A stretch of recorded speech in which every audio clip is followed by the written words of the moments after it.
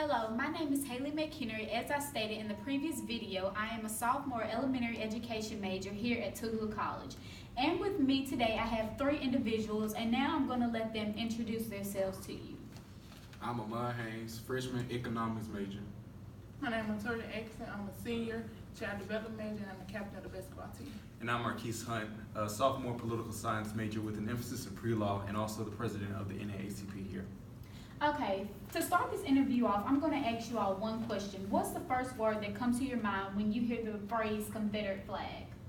Amon? When I hear the phrase Confederate flag, I think about slavery. Slavery? Yeah, slavery. Slavery. Racism. Racism. Okay, I'm going to give you all a little background, then I want you to give me your opinions and views on the Confederate flag. Okay, on November 28, 1861, Confederate soldiers and General Robert E. Lee's newly reorganized Army of Northern Virginia received the new battle flags in ceremonies at Centreville and Manassas, Virginia, and carried them throughout the Civil War. This flag was the flag of the South. It was literally dubbed the white man's flag by its creator. It wasn't until 1948 that this flag was used as a political symbol. However, before the white man tried to convince the black man that this flag simply stood for heritage and pride, this flag stood and continues to stand for racism, hate, and white supremacy.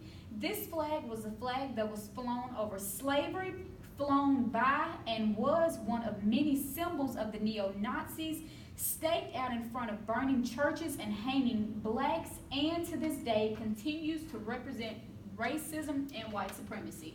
Okay, so Amon, you're a freshman here at Tougaloo, and I'm sure you've heard about the different things with people wanting to take down the Confederate flag. How do you feel about that? I feel that the Confederate flag should be taken down, and that anyone that supports the Confederate flag is kind of a hypocrite, because they say that if we don't like it, we should leave, but that's what they tried to do before the Civil War. So. Right. Okay, so you feel that it should be, so everyone should be comfortable, not just the white people. You think it should be taken down? Yes, I think we should have a flag that represents everyone as a whole, not just cater to a specific group of people. Right. Okay, Montoria, as you know, well, as we all know, a lot of athletes have been so-called to say taken a kneel with the national anthem and the American flag. However, the American flag and the Confederate flag are not the exact same flags, but in a way they kind of stand for what America once was. How do you feel about that?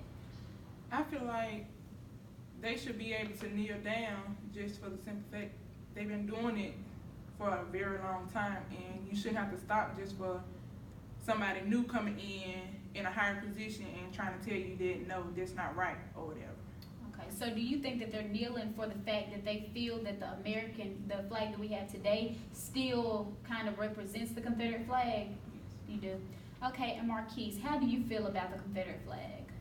Being that you are the president of the NAACP, I'm sure you've dealt with this a lot. Yeah, I definitely have. So just a little background really quickly.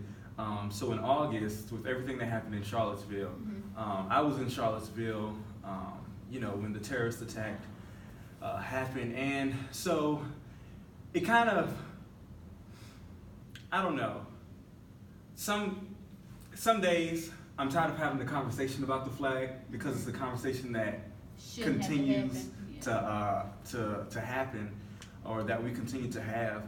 And so at the same time, like standing in the face of neo-Nazis and members of the Ku Klux Klan, which is supposed to be this white supremacy or white supremacist organizations, it definitely kind of gives you like this bad taste in your mouth. And so another thing to be clear on, the Mississippi State flag is not the Confederate flag, but it does hold pieces of the Confederate emblem in it.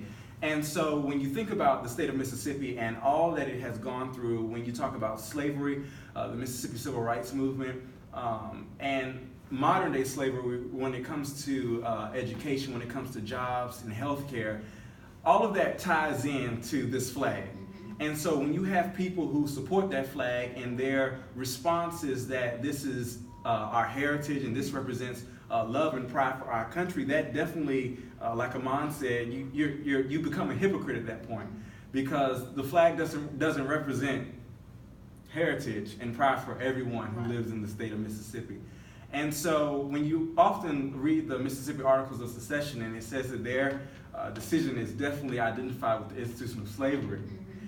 And so when you also think about when flags are flown, and when we talk about sports, usually when people fly their flags, when they run across the campus, if you will, or the field with their flag, that means they won, okay? Mississippi didn't win. And so it's kind of strange as to why we still fly this flag when most people who fly flags represent victory. Exactly. And Mississippi lost. And so, you know, you definitely have to make sure that you look at those who are in office, including the governor, who definitely support this flag and think that it is the decision now of those who are living in the state of Mississippi to determine whether or not the flag should still be flown. But the reality of it is, when they initially voted to have the flag flown, we couldn't vote. We weren't old enough to vote at all. And so now I think that it's important that they've made the decision that on the next ballot, we get to choose whether or not this flag will be flown or not in the state of Mississippi. But also, like Amon said, we definitely need to find a flag that represents all Mississippians. And so, yeah. So here you have it, the voice of the people. Thank you.